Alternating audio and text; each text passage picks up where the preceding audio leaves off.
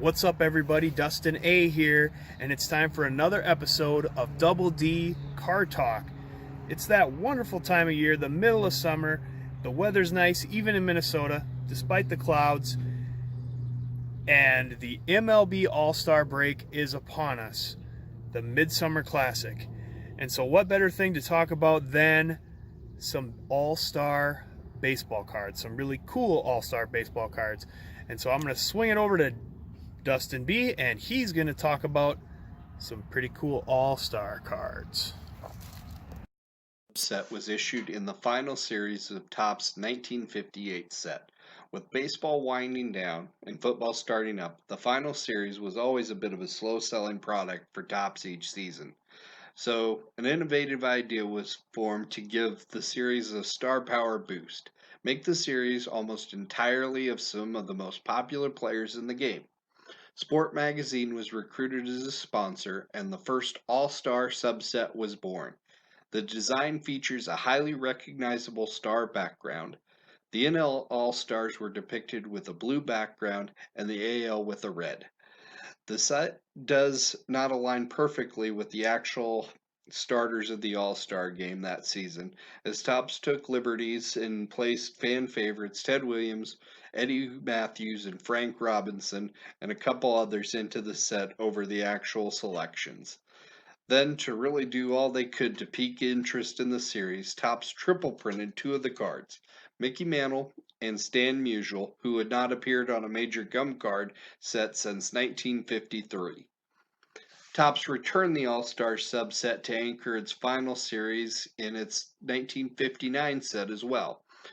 The Sporting News replaced Sport Magazine as the sponsor, and Topps flipped its color coding from the 1958, this time with the AL All-Stars portrayed on a blue design and the NL Stars on a red design.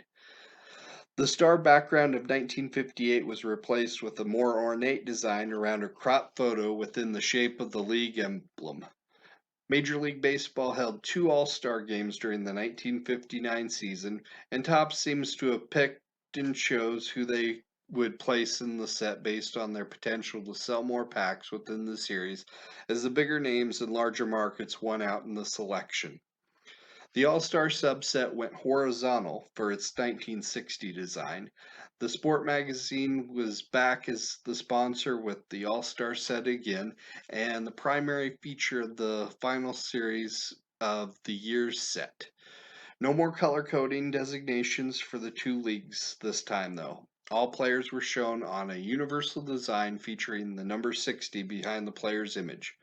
With baseball again hosting two All-Star games, Topps had plenty of players to choose from and continued to take liberties in their player selection, most notably the inclusion of young star Willie McCovey, despite his not being selected to either All-Star game roster. Back with the vertical design for the 1961 season, Topps again placed the All-Star subset in the final series. The rotating sponsorship continued with the Sporting News back as the sponsor. The card design was universal for both leagues again, and while the 61 set is regarded for its classically simplistic design, the All-Star set departs from this subdued theme to offer a little pizzazz, with the photo of the player depicted punching its way through the newspaper page design and right to our eyeballs. Topps still didn't seem to feel any obligation to remaining true to the actual rosters of the Midsummer Classic, as they continued to make selections based on their own criteria. For the first time in 1962, Topps moved the All-Star subset from its familiar spot in the final series. This would be the first time the subset would not appear completely sequential within the set, as Topps split the subset apart, placing the NL selections in Series 5 and then the AL selections in Series 6. Rather than giving the subset its own dramatic flair as it had in previous years, Topps would design the subset to match the wood frame design of the rest of the set. This would be the first year that the subset would keep the same sponsor for consecutive years as Sporting News remained in place. And while it's rather settle, Topps did return to color coding the leagues by placing players' names of the NL selections in a blue oval, while the AL selections were in red. Topps kept the tradition going of simply designating whoever they chose as an all-star, regardless of who actually won the honor. And over this 5-year run, the absence of Roberto Clemente and Minnie Manuso, among others, despite their being named as starters in several actual all-star games, is rather glaring. And then, for reasons I can't fathom or explain, Topps chose to abandon the All Star subset after its 1962 season, and it would not be revived until 6 years later with the 1968 set.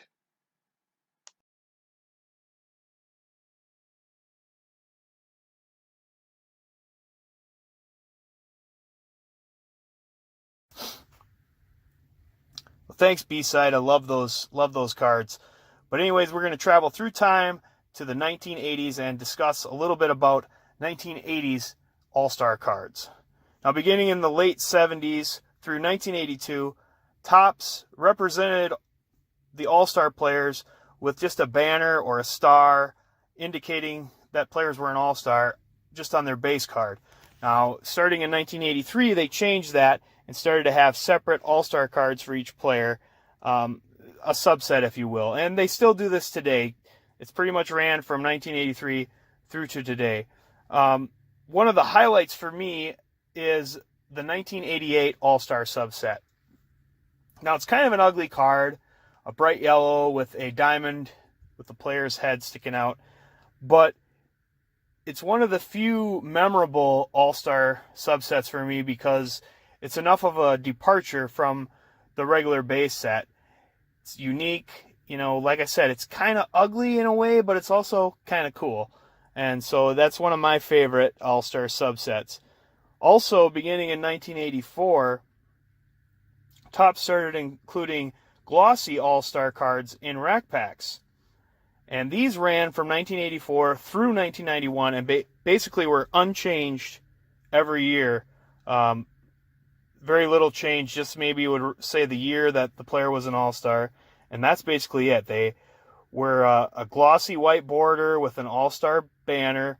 And there was a mix of portrait and action shots. But they're just really good-looking cards. There wasn't that as many glossy cards back then, and they just look great. Beautiful design, and I'm sure most of our viewers will remember these cards. Now, in 1986, Fleer and Donruss both got into the All-Star game. First, 86, Fleer started issuing All-Star inserts, and these went well into the 90s, all the way through as long as Fleer had a regular set. I'm pretty sure they had All-Star inserts as well. And then in 1987, Fleer introduced a box set of All-Stars, and that was a 44-card set that you could get only at Ben Franklin stores. As far as Donruss, they introduced Jumbo All-Stars, which you'd buy these in packs separate from regular Donruss. Now, these were a larger 3.5 by 5 cards. So in a pack, you'd get 3 jumbo cards, and you'd also get a pop-up. The pop-up cards were pretty cool, and you'd also get a puzzle piece with them.